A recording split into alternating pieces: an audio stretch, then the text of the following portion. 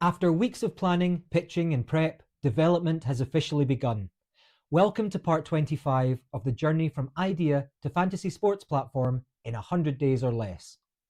We've officially started development. We've got a full stack developer based in India, and while I was slightly concerned about the language barrier, so far so good. He's signed the contract and he's actually running a small company with his brother, who's also a developer. And that's great news. It means backup support if we need it. I've sent over the complete MVP brief, broken down into clear, phased sections.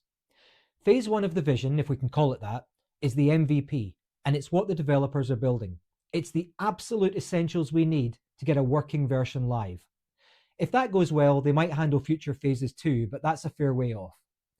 Now, clarity is everything in this kind of project, so I started the brief with a definitions section, because even simple words can cause big confusion later. For example, the word player could mean a tennis player or a user, so I've defined everything clearly.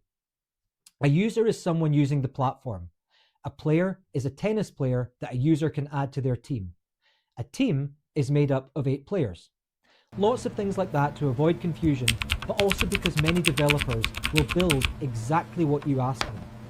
I've seen so many instances where a client asks a developer to build something a certain way and made assumptions, but then been angry with the output. What might be obvious and clear to one person can have a completely different meaning to someone else. So you need to be clear and you need to be specific.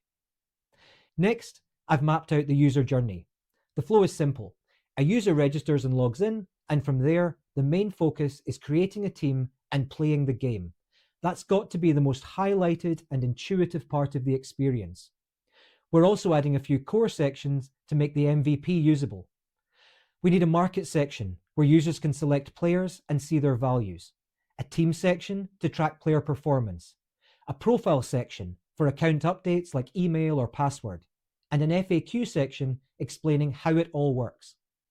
The foundations of the build are really starting to take shape, so tomorrow I'll go into some of the sections in a bit more detail and also start to get into the structure of the gameplay and logic.